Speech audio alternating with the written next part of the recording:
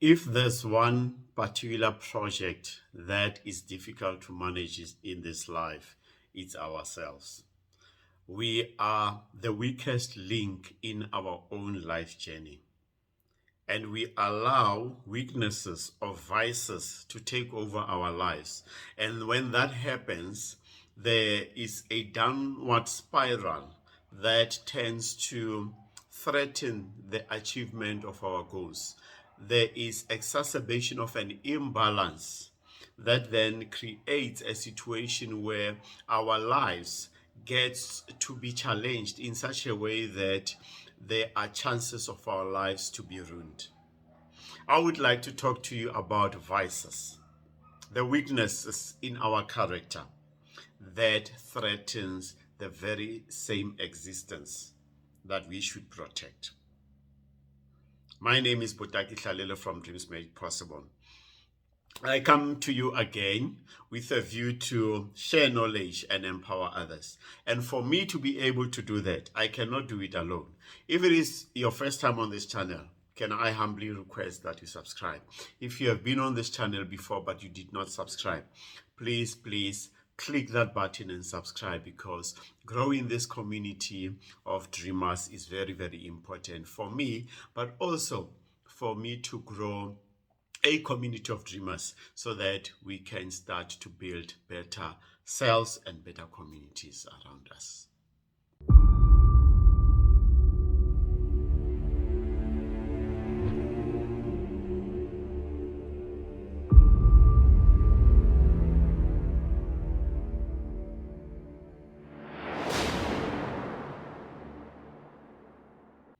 Let's get into this subject of vices. What are vices? Probably in your life you have heard somebody saying, this guy was so brilliant at school. He used to ace every subject. But for some reason, his life is going nowhere. He is just busy flushing his own life down the drain. I wonder what could have happened to this person. Or somebody might say, this person had so beautiful a marriage. They were so united, and everyone was looking up to them as a couple. But for some reason, the husband or the wife decided to go astray, and the things that they were doing ended up spoiling this great unity that they have. Alternatively, you are that person that is caught in this spiral of viciousness, and you don't seem to be getting traction in your life, but you are focusing mainly on things that are reversing every gain that you have worked for. And those are vices. These are undesirable behaviors. They are faults in our behaviors. They are things that are taking away from us. But what they do, they guarantee us going downhill at a very, very fast pace. The vices then end up being masters of your life. They are invisible rules that are taking away from you. So it's important that you identify and understand the vices and these weaknesses in your character that are going to take away from you. As we talk about these vices, and I'm going to unpack them, they have the potential to create an imbalance in your life, as I said, because they end up creating little alignment or total misalignment between the various areas of your life. And the sad part is that it's only one thing that tends to spoil everything. And that's how vices start to create imbalances in your life. Secondly, they tend to overshadow the strengths that you have. And you end up not using your strengths, because this one thing preoccupies your mind and it takes over your behavior. It ends up being the habit that comes automatically to you, and you focus on that to a point that you even do not forget that you've got certain strengths in your life that can change your life to the better. But the other thing, which is also one of the great things that vices do if you continue to allow them to operate in your life, is that they end up minimizing the chances of you achieving your goals. They end up ruining your life to ultimately, and you don't see the light at the end of the tunnel. So let's jump into these vices and just unpack them. So the first one is the whole issue of self gratification. And in this, I will break three at least of these vices. So it's self gratification, which is all about indulgence or overindulgence in your own desires, more than you should in some of these things. So popularly known, or for us to address it easier here, this mainly talk to the addictions, things that we are addicted to that seem to be taking control of our lives. Let's start with the common one, the first one being alcohol. But then in brackets, I would also like to address drugs in general. Because at the end of the day, they might differ in extremities, but at the end of the day, they have the same fatal consequences to ourselves. How much time do you spend on alcohol? Do you find yourself passing out when you drink? Do you find yourself having the urge to drink almost every day or every weekend? And when you look at your life in general, if it comes to a point where your alcohol use or abuse for that matter gets in the way of your time with your family, it affects your finances, and it even gets to a point where it affects your health, and it even gets to a point where it affects your work. It's the time to consider. I know some people that have gotten to that stage of their lives where alcohol then becomes a master, and it takes control of everything, and they become dysfunctional in other areas of their lives. So this is one of the common vices, and alcohol is one of those things that seems to be easily accessible. And as societies, we have uh, we have made it normal that alcohol is part of every aspect of our lives. But if you don't look at it carefully, it could be one of those vices that are standing in between yourself and the best life that you should have. Let's look at the second addiction, which is digital addiction. Digital addiction happens when people become so compulsively dependent.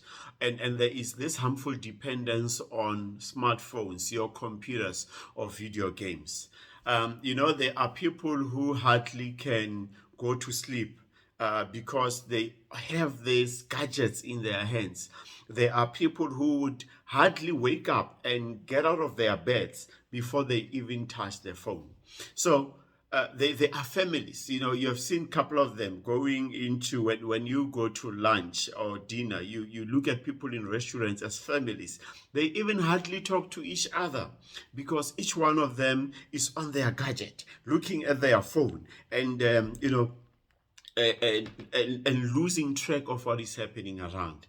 This type of addiction steals away the time that family should have. It steals away the time that you should even have with yourself, because you are just focusing on this gadget that is in front of you. It might seem innocent, but psychologists have actually started to look at this aspect, the digital addiction, and they have started to realize that there are emotional effects such as anxiety, depression, mood swings that come as a result of dependence on digital technology. Some people even gain more weight because they constantly sit and do not even move during the day because they are just concentrating on this particular gadget. But some of the people do even lose weight because they also don't eat as effective as possible because they are just concentrating on these gadgets. So things like vision problems, body aches, because you are constantly sitting there. And in most cases, you might not even have the right ergonomic tools where you are sitting. So it causes those body aches, it causes vision problems, it leads to weight gain, as I said. And the research has proven this.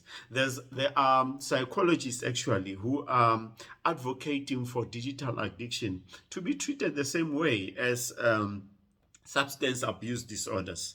And some of these people are saying this is part, it also can be treated or be regarded as impulsive control disorder, your obsessive compulsive disorder, because there are people who cannot work or operate effectively without digital technology. So it might seem innocent, but it is one vice that can take away from you. Let's look at the third vice under self gratification. It is sex addiction. Nothing wrong with sex. Sex is a good thing, and I believe used for in the right way, it's something really to be enjoyed.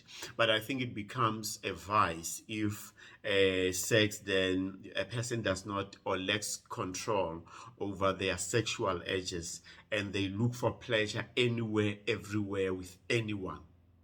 They are people who would look for sex with strangers in dingy places, and even have this obsession with pornography, as an example, being involved with multiple partners, or even exposing themselves to illnesses because they want to satisfy this particular urge. So there are cases out there of people that have gone down the drain because of just pursuing sexual pleasures. There are relationships, there are marriages that were working so well, but because of infidelity and the need to have multiple partners, started to get in the best way of building relationship. So sex addiction is one of those addictions under the self gratification or indulgence part that are some of the vices that you need to look at. We can talk about food as an example, as one of the vices, but I was just making an example of these three addictions. Let's look at the second category of vices, and this category is called greed.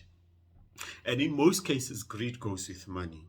That is where, as a person, you pursue money and even sometimes material possessions to so much of an extent that you don't care about other areas of your life. And basically all of these vices, they've got that element of putting yourself in the center and forget about every other thing. But when it comes to greed, most of the people who are focused on money, they are focused on the goal to a point that as they climb to the top, they leave corpses behind. They don't care about the number of corpses that they leave behind because they are concerned about this pot of gold that they want just to grab in their hands. To a point that they even compromise their families. They compromise important relationships because their hand should just be on this trophy that they are looking, that they are thinking of. I know of somebody that would put the relationship of his daughter at risk because they are concerned of getting money from the partner. Don't care about the daughter in that process. We know in South Africa, for example, the case of Rosemary Ndlovu, who is currently convicted for life. And for those who might not know, outside our country or even in the country, this lady was hiring hitmen to kill some of her family members, those people that she put insurance on, and because she wanted to access the insurance money, she would then put their lives on the line and kill them so that she can gain money. So that's greed, what greed does. We know of stories of people that have collapsed institutions that have existed for more than 50 years, 100 years, because they are running for profits. They are running behind getting profits. So greed is one of those vices that can destroy your life, because you are just focused on this one tiny thing, which is money, and forget everything around you that is going to build a better you and the better relationships around you. Let's look at another vice, which is sloth or laziness. In life, there are people who do not want to do things for themselves. They believe that certain things should just be outsourced. There are certain things in your life that you cannot outsource. You've got to stand up and do them yourself. There's one person who also was very close to me. This person would not even stand up to herself to go to an ATM and draw money herself. And I remember my mother saying to her, my child, you you can trust your sister as much as you can, and I'm not here to break the relationship with your sister, but certain things you have to stand up and do yourself, because I've observed that every time you decide just to wake up, sit on a couch, and then you call your sister, go draw me money, you call another one, make me tea, you call another one, do this and do this for me. There are certain things that you've got to stand up and do them yourself. I remember of also another case where this young man came to me and he said he was looking for a job. And he said to me, please get me a job and stuff. And I said to him, I decided to coach him on how to get a job, and also gave him places where he can go to drop his CV. Let me tell you, you might think that I'm joking. This young man said, no, Brabdaki, you can come and fetch my CV and drop it for me. And I looked at him and I asked him, do you really want a job? Do you really want a job? Are you disabled? Is it so difficult for you just to stand up and go and submit a CV for yourself? So there are people like that who are just lazy, who don't want to do, who want the results, but they do not want to engage in the process of getting them results. That is a vice that is going to flush your life down the drain. Let me talk about the last one, being anger. This pains me because anger, there is positive side to anger, where you can use anger to drive you to something positive, where maybe you see an injustice and you believe that, and you get angry because of this injustice, but it fuels your energy in such a way that you say, I'm going to turn things around, so that this injustice does not repeat itself. That is positive.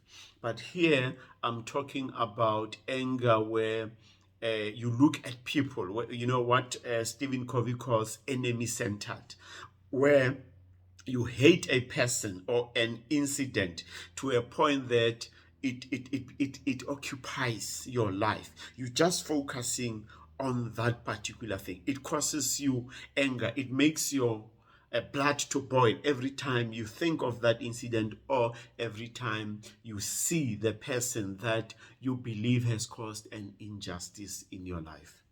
So one particular gentleman that I spoke to was very angry towards life. And when I started talking to him to try to understand, why are you so angry? Why is your anger so palpable? And he started narrating about the relationship that he had with his stepmother. And the sad and the dangerous part about it is that he took this anger and started to spread it across the female gender. Said and started to say things like, he hates women, and he does not want anything to do with women. And as we started to unpack this, I asked him to just name women that have contributed positively in his life, and he was able to do that. But then I started asking him, if you've got a list of people, women that have contributed in your life, why then do you allow yourself that this unsavory relationship that you might have had with your stepmother to spoil everything, whereas you've got evidence of other people who are countering this thought that you have in your mind? And he started to look at life differently. But at that point, before we got to that point, he was angry with his father for in his view, not protecting him. He was angry with every woman or female in his own family. And he was then angry towards the world. And you could see that this anger was affecting him to a point where he could not even listen to a positive advice that comes from a female person, because he does not want to listen.